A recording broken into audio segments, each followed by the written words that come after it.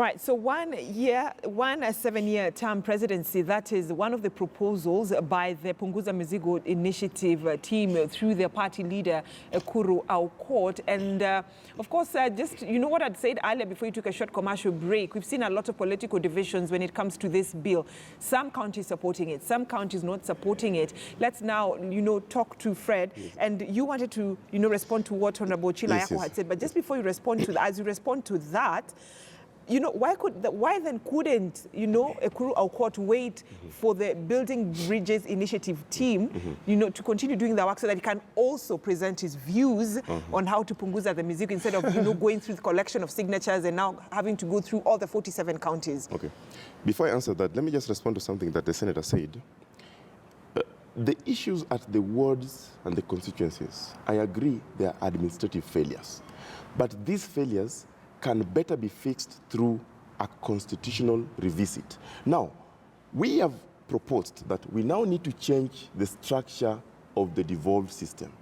That under Article 255 requires a referendum because we are adopting a ward as a primary unit. The people must decide. You cannot take it through parliament. That's number one. You have also mentioned the 7-year, one-term presidency. That one you are changing the term limit of the president. Under Article 255, it requires a referendum. The people must decide. Having said that, we all agree the issues that this country are undergoing are issues that are related to failure in leadership and theft of public money. That is the biggest Mizigo. And it translates into all other Mizigo in terms of service delivery. Now, you have asked me a question. Why couldn't we wait for BBI? When BBI was established, it is a product of a handshake. Remember, everyone praised handshake because of the calmness and in terms of doing business and the cohesion that it brought. But its product, first of all, its product alone is unconstitutional. And in their 9-point agenda, nowhere that they ever said that we are going to amend the constitution. They are talking about national cohesion, corruption, inclusivity.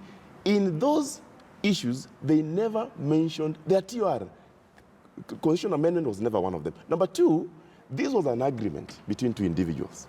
And those individuals, one of them is the president, one of them is Honorable Raila Odinga. They have that right to do that. But the people of Kenya also have an opportunity under the Constitution to amend. In fact, it gives anyone, including you, me, and Senator here, an opportunity to make proposals of how to amend but Fred, allow me to cut you short. What you're mentioning right now are some of the things that have also been presented to the BBI team. Who presented them? In terms of the presidential limit term. Who presented? Let me just finish. In terms of the presidential limit term, and that is something that also was raised by some of the people who appeared there. Let me talk about, Kotu Secretary General, also talking about the term of the president. We also have the civil society. We also have the religious leaders talking about that. And Mike, it takes me back to the question that I'd asked you. Why can't, by that time when the BBI team was getting views from Kenyans traversing different parts of the country, the 47 counties, why couldn't Ekuru Aukot and your team appear before that team and say, let's amend the constitution, this is what we want, this is what we want, this is what we cannot do? I wouldn't really want to talk about much about BBI because it's amorphous, it's unconstitutional, it's directionless, and it is duplicious. I really don't talk about it because we are even in court with them, so I don't want to go that route of prejudice. Number two, Punguza Mizigo started in February 2018. We didn't have BBI then. So the question would be, why didn't the BBI join Punguza Mizigo if their views that were presented to them are similar to what we had proposed earlier? Why did the BBI join? I also agree that there are similar issues. In fact, we congratulated Honorable Raila Odinga, a very good friend of ours, because finally he agrees that we must adopt the ward as a primary unit of government. He said that. They agree that the Senate should be elevated to a upper house with veto powers. They agree. They also agree that we all must fight theft. And therefore, I don't see the need why they should insist on an institution, on an amorphous structure that is not pro-people. So the people of Kenya want to get their views heard, and they can be heard through a popular initiative, not a BBI initiative. Let me just give Honorable Chilayako, some time to also respond to your sentiments, but also as he responds to your sentiment, then Honorable Chilayako, what will carry the day at the end, at the end of all this discussion? Is it the BBI? Is it Punguza Mizigo? Because at the end of the day, Kenyans also don't want, additional burden. Because that is some of the proposals by the BBI team, proposes some of, some of the positions. The proposals of BBI team is not yet out. So yeah, but let's not jump the gun and talk about what... The reason as to why I'm saying that is because we gave the live coverage of some of the meetings that were ongoing, and several people who appeared before that team were making such recommendations. Exactly. But what is happening, BBI will finish report writing, and the report will be published so that people will get to know what Kenyans said. Then a way forward, what to do with the report will come out. But let me just go back a little to what my friend Fred has been saying. Punguza Mizigo is driven by the desire of that team, the Third Way Alliance, to come to the national table as the articulators and proponents of what is popular with Kenyans. Uhuru Kenyatta is the president of Kenya, who earned a mandate through an election, disputed or otherwise. He's the president of Kenya. Ask any person, clever or foolish, they'll tell you our president is Uhuru Kenyatta. Raila Odinga is the leader of the opposition, a person who received votes and a person who brought contestation to the Supreme Court and had presidential elections nullified. He has earned accolade as a person who is steadfast and has a following. So he's at the table by virtue of the position and the votes he earned. So if you are talking about Kenyans who support the current administration, their interest repose in what Uhuru Kenyatta represents. If you ask Kenyans who are not supporting the current administration, their interest repose in what Raila represents. Those are people who cannot be amorphous people. Those are stakeholders speaking for real people. If you ask Punguza Mizigo proponents, the Third Way Alliance, and you use 2017 as the yardstick to measure who they represent, you can hardly say that they represent anybody. So they cannot dismiss the initiative of the president and the initiative of Raila. But you can also not, you can also not rubbish away the millions of signatures that the Punguza Mizigo Initiative team received. I am saying that they are the ones dismissing. No, they are saying that an initiative by the president of Kenya and the so popular opposition leader is an amorphous initiative that has no foundation. But also Kenyans talked through the signatures they gave. What we are saying, we are talking about 1 million people who are proposing certain reforms. But remember, that is a small stream. Look at the other millions of Kenyans who are also offering their views through BBI. So both,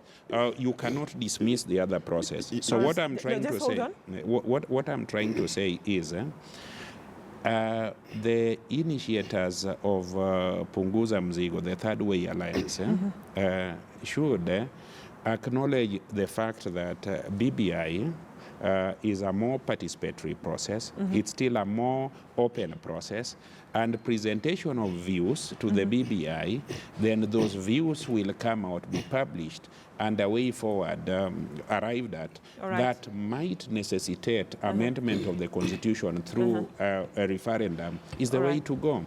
So if you want to, from an NGO or a political perspective, drive government agenda, I can assure you it's so difficult. It is so difficult for people, to abdicate their responsibility. The president, the former prime minister, to abdicate their responsibility and come before Punguza Mizigo. All right, let me just get Fred's sentiments also, because you really want to respond to what Sure. Ochila Yakwa said. But as we respond to that, there is a proposal, and I'd really like to get a very convincing response from you that we do away with the position of the deputy governor.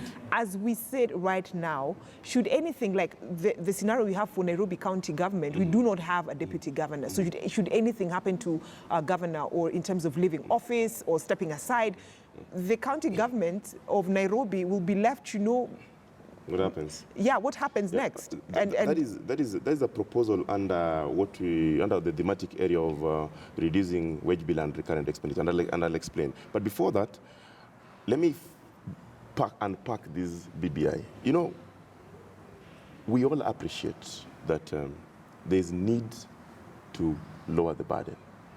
And as I started by saying, there are only two ways of amending the Constitution: popular initiative or parliamentary initiative. We don't know what BBI are proposing. Kenyans have not seen it.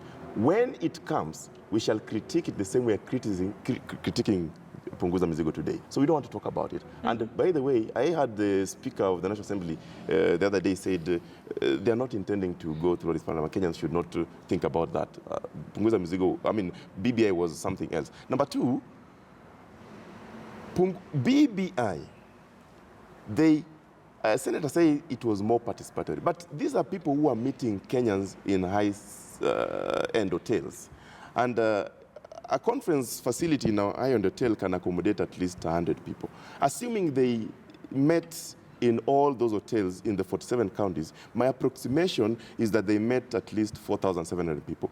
The constitutional threshold of, even assuming they want to go popular, the constitutional threshold is 1 million. And therefore, I'll leave it at that. Kenyans know what that means. Number two, the position of the deputy governor, as Kenyans told us, that we don't see the need of having this position because these guys are redundant. They walk into the office, they read newspapers and just take tea. And there's a source of conflict between the deputy and the governor. And when they were going into election, the governor chooses a deputy who is coming from a high populous region so that they can get votes. And once in office, now the governor is the boss. You are on one ticket. You go for an election. Then when you come back, now you are somebody's assistant, principal assistant. Never mind that these are people with competing interests, unlike at the national level. And there the proposal of Punguza Mizigo is such that upon election, the governor shall pick among his or her CEC, one CEC who shall be the administrative assistant and shall have a portfolio. And in the unlikely event, also we don't want to legislate on fear, in the unlikely event that that position fall vacant under any contemplated issues in Article 182, then we shall go for a substantive election. And I'll tell you why.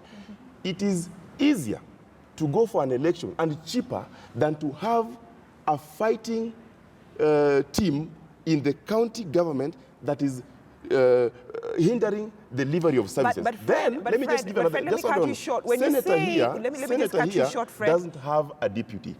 When vacancy occurs in the office of Senate that he represents, they will go for substantive election. Member of Parliament the same, MCA the same. And therefore, what is so special about the deputy deputy governor? But Fred, when you're saying that tunapunguza mizigo, you're saying that should anything happen to the deputy governor, to the governor, we go back for elections. Substantive elections. Substantive elections. This still is adding more burden using taxpayers' money. And I'd like Honorable Chilayako to also comment about, that proposal to have that seat for the deputy governor's crafted. Maybe before the senator responds. I told you from the onset that the proposal by Punguza Mizigo Brigade is just populism. It's actually not practical. And what they are looking at is an opportunity to join the high table of politics. Currently, the high table is occupied by the president and in his corner, the deputy president and the Jubilee. Raila Odinga and in his corner, Mudavadi, Kalonzo Musyoka and the opposition or NASA Brigade. That is where they want to join, using this cheeky So according initiative. to you, Honorable Chilayako, it is that the Punguza Mizigo members, the Third Way Alliance members, want to be part of the big let me just cut the two of you short, and now let me bring in Ekuru Aukot, the Third Way Alliance party leader, who's joining me via way of phone. And Honorable Ekuru Aukot, I'm sure you've had a discussion this morning. It's a heated discussion here in our studio. I don't know what you'd like to say, but let me just ask you this question. Honorable Chilayako says that Third Way Alliance party team just wants to be part of the national cake. It's because you're seeking for relevancy. You want to be relevant with Kenyans. Okay, Brenda, first of all, thank you so much for having me on the show. I think to Honorable Chilayako, Senator Chilayako, with tremendous respect to him, we are not that cheap and simplistic in the way we see politics. Our contribution to this country is to try and make this country better. If they are used, Ochilo Ayako and his team are used to the eating culture, that when they are out, they cannot play any effective opposition politics. That's why you can see them lying to Kenyans, swearing themselves in, pretending that there is a constitutional referendum that's coming for purposes of only ensuring that they are in that eating table. In fact, NASA or ODM cannot tell us anymore that they are an opposition party. They are actually Jubilee B. So that is simplistic approach to our politics. We are a registered political party that had an agenda for this country.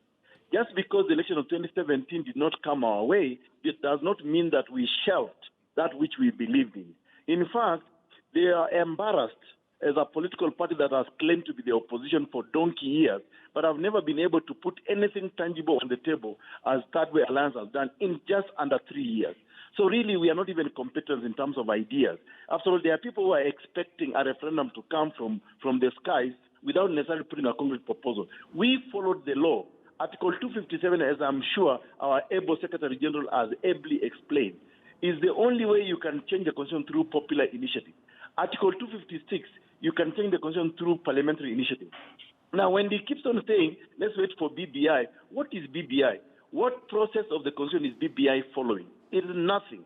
BBI is just a speculative investment. It was a political gift from Uhuru to Odinga to remain relevant, and to the people like Ochilo Ayako to believe that they are on the table. Actually, they should just join Jubilee and stop pretending that they are opposition. So I will tell you this, and I don't want to repeat exactly what my SG are saying. Punguza Mizigo is a pro-people initiative. This is an initiative that actually wants to send more money to the county of Migori, where Ochilo Ayako is the representative. I do not understand why he is opposed to more money coming to his own county of Migori. I do not understand why he is opposed to us using the Ward Development Fund to be able to equalize the people of the wards where he comes from. So I think that... sorry? So, Honorable Ekuro Court, let me just ask you, so far we've seen two county assemblies, not supporting the Punguza Mizigo Initiative Bill. Are you sure, are you confident that your initiative bill will sail through the remaining 45 county assemblies? First of all, Brenda, let's correct the lie that has been told that Siaya and Kirinyaga rejected the bill. That is a total and a white lie. In fact, let me start with Siaya. Siaya, first of all, Siaya County Assembly, through the Speaker, lied to the people of Kenya. They advertised for public participation on the bill. They just advertised, but they never carried out public participation. That's dishonesty and lack of integrity on the part of the Speaker. I am also aware that there are a number of MPs who have protested that the bill was never tabled as it should be. Come to Kirinyaga. Kirinyaga, at the same time, never even carried any public participation. I can confirm this to you through the elected MCs, through the Speaker himself who I spoke to. This bill, being an external bill, is supposed to be introduced as a motion for debate in the county assembly. You debate it on its merit. It does not need proposal or secondment. This is an external bill. You see, the sad thing with people like Ochilo Ayako and the rest is that they cannot read a simple provision of the Constitution, Article 257, which clearly states the process via which this bill should be discussed. So there is no rejection in Kirinyaga. There was no rejection in Siaya because no vote was cast. There was no debate that took place. There was no public participation as a requirement of the Constitution. All right. So as we bring this conversation to an end, because I also need Honorable Ochilo Ayako to respond to some of the allegations you've leveled against him. As I bring this conversation to an end with you, Honorable Ekuro Court, then how are you going to convince members of Parliament to support your Punguza Mizigo Initiative Bill? Because it has to go to Parliament for support. And we've seen a lot of rejection by some members of Parliament. Yes, you are saying it's not a lot of rejection. Some members of Parliament do not support this bill because of selfish interest. They are seeing their representation as job opportunities. I want to ask Ochilo Ayako to explain to the people of Kenya today what is the value of his representing the people of Migori County. Most recently, there was a stalemate between Senate and the National Assembly. They refused to release money to the county of Migori and many others. And Ochilo Ayako was sitting there saying that he represents the people of Migori. I never saw Ochilo Ayako protest that the people I represent to are suffering because there is no money going to the county. MCAs have not been paid. County executives have not been paid. Employees have not been paid. But I can assure you the salary of Ochilo Ayako, including his night allowance, sitting allowance, mortgage allowance, and all that, was paid on time. So I will tell you this. They will oppose this bill because they are being selfish. They see it as a job opportunity for themselves. Right. That's not what the people of Kenya are saying. The people of Kenya are saying, we want to see value in representation. Right now, they don't see it. All right. Thank you so much. Third Lands Party leader, Ekuru Aukot, just talking to us via way of phone to actually say what he needed to say, owing to the sentiments that have been expressed by Honorable Ochilo Ayako. You've heard what Honorable Ekuru Aukot has said. Yes, I have. Let me tell you why this Punguza Mizigo Mapunda is headed for failure. You can see the angry tone that Ekuru Aukot, who is a proponent of this bill, is using. This bill requires persuasion. This bill requires humility. But you know, the hawkish and angry tone that he's talking about, he is telling the very institutions that he is supposed to persuade that they are pandering to some external interest. He is absolutely seeking relevance. What I am saying, and I want to say in a very simple language, that this bill is being proposed and promoted by a political party, by a leader who intended to be president, who intended to be something, but never even got a single member of parliament. That's the entry point. It's pure politics. So that is the motivation. Honorable Ochilo Ayako. Let me just make a point that he made, because he quite talked. He says that Raila Odinga and the NASA Brigade have never done anything to this country. Ekuru Aukot was the CEO of the Constitution Amendment team. He was appointed by the same opposition people, because it's the opposition people who started this journey to constitutional reform that culminated in amendment of the Constitution in 2010. In 2005, I was a minister of government. I got out of government because I stood with the Kenyans in the quest for a new constitution. Raila got out of government for the same reason. We started the banana and orange issues. So Ekuru Aukot is trying to rewrite history, and he thinks that by picking a popular initiative, adulterating the popular initiative by claiming that if you reduce the diversity in terms of those who are in the House of Representatives, you unapunguza mzigo. All right. If Gentlemen, he was really legit in his interest to have Kenyans amend the constitution, then he should not take the political route.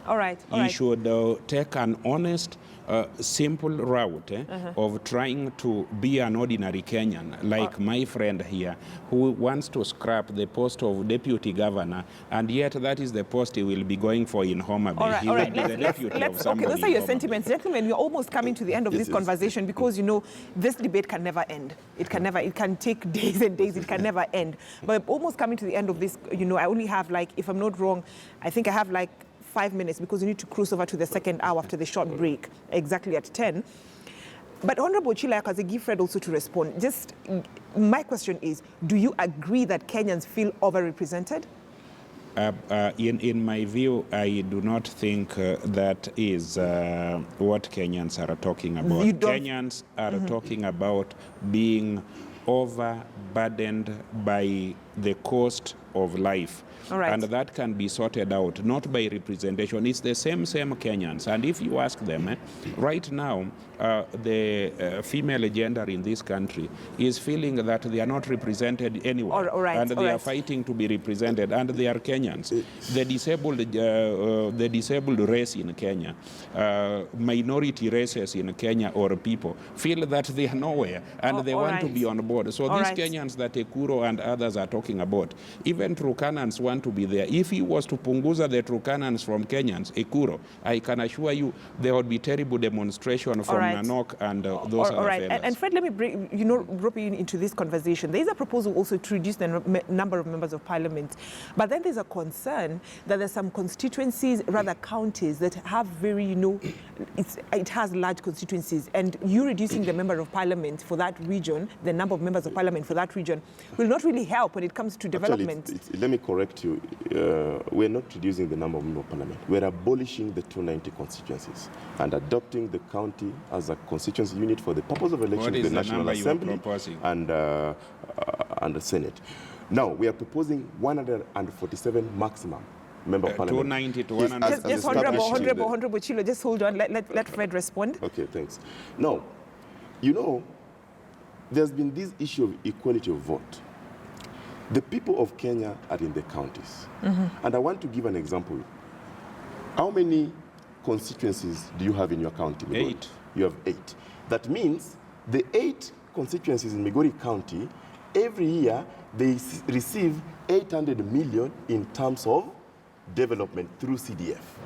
How many wards do you have in your constituency? 40. There are 40. So the 40, by adopting the 40 wards as the primary unit of auxiliary development and taking on a minimum level the 100 million, they're going to receive 4 billion instead of 800 million. Now, when we went to the people of Kenya, we asked them, over-representation with no value, as Dr. Kot has explained on the other side, and more resources that are coming to your doorsteps to lower this burden. Which one would you choose? The people of Kenya. Fred, my question is, as you respond, because I'm giving you that opportunity because we're also winding up. I have only 2 minutes to go to the second hour. My question is, there's some counties that those counties will receive equitable share on the number of people that live in them, because those counties, take Kiambu, that has got the biggest population with so many constituencies and so many wards, they'll receive equitable share. Take Lamu, they also receive the equitable share because the unit of development here is the ward. And in bigger counties, there are bigger wards. In smaller counties, there are smaller wards. I mean, the number of wards are fewer, for that matter. And therefore, if you're to go by the same formula, it will mean they'll still receive the equitable share. So it is neither here nor there. The value of representation is in resources. And that's why even the Constitution of Kenya today recognizes that even these national functions that Honorable Chilo Yako has been talking about, they can still be transferred if the two government levels believe that it will be efficient to deliver that function at that transfer level. All right. And let me just finish. The people of Kenya, they have spoken. They have spoken through a constitutional process that we are overburdened. And the burden is not only representation. I agree with you. The representation is just small money. But what percentage? If we're talking about 42 billion to manage parliament today, 42 billion, what can 42 billion do in 47 words? Number two, people have also lied that this bill is fighting women. No. Punguza Mizigo is the only constitutional amendment bill that is giving women equal opportunity, 50-50. And therefore it is a lie. The disabled that he was talking about, we are proposing to even nominate 6 SIGs. One of them, a man and a woman, at the National Assembly. Fred. And therefore it is true that Punguza Mizigo is the real deal. All right. In a minute, Fred, then I also give Ochila Yako a minute, Honorable Ochila Yako a minute as we wind up, because I only have I need to wind up because you're going for the second hour. But just in a minute each, let's not pass that minute that I've given, both of you. Then how are you planning to fight corruption through Punguza Mizigo initiative? Punguza Mizigo has proposed to amend Article 229 by introducing a forensic department in the office of the Auditor General. And so that once you get the report, you fight theft of public money methodically through a method that is clear. Because today, the Auditor General gives a report, and then you cannot trace the theft. So forensic audit and audit finding shall be submitted to the ODPP under Article 157, and within 5 days, you start the investigation immediately. And you know what? The ODPP take people to court, and it's the same person who goes and asks, give me time to do investigation. While he kamata these guys on a Friday. So this should end. Number two, Punguza Mizigo also is saying, if you're found culpable and found to have stolen public money, then you should be jailed for life. In China, when you steal public money, you are paraded, you are shot in the head, and your family pay for the bullet. In Kenya, we entertain thieves of public money and even reward them through offices, like I've seen some governors today. All right, thank you so much, Fred. Honorable Chilayako, in a minute. Punguza Mizigo is cheap politics.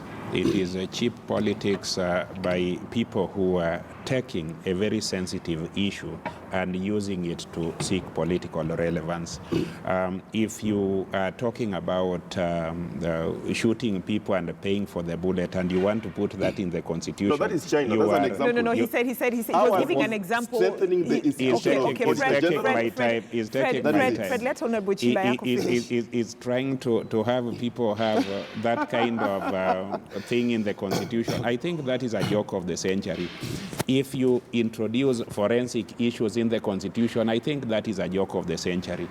If we understand what a constitution is all about. A constitution is a document that creates a balance of power, inclusivity, deals with matters election, big things that require referendum.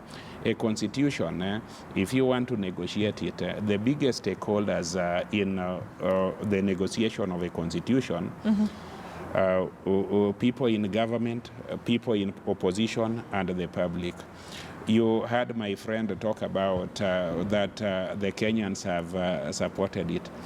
Getting the signatures of 1 million Kenyans when you have not availed adequate information to them. You just get people to sign, you probably pay them, you probably peddle falsehood, and then they sign and you say you have their mandate. Right. I want to tell you that this bill is dead on arrival. I was in Migori County in Kuria, and I was listening to Kurians, and I've also listened to Tesos and the Sibeis. Punguza Mizigo, to Punguza representatives, it's actually to exclude vulnerable Kenyans, like the minority ethnic groups, like the minority women, the disabled, from coming to the seat of representation.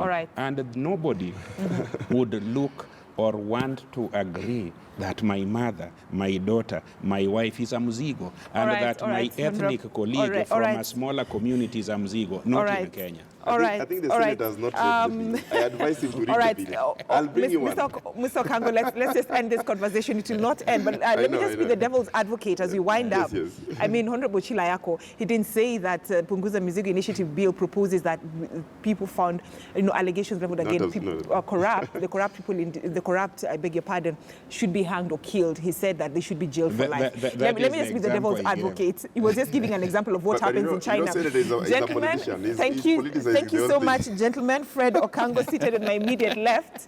He's the Secretary General of the Third Alliance Party, and Honorable Chilayako, the Senator of Migori County. Thank you so much, gentlemen, for talking to us this morning on KTN News Center. Taking me to our commercial break. I've actually taken time for the commercial break.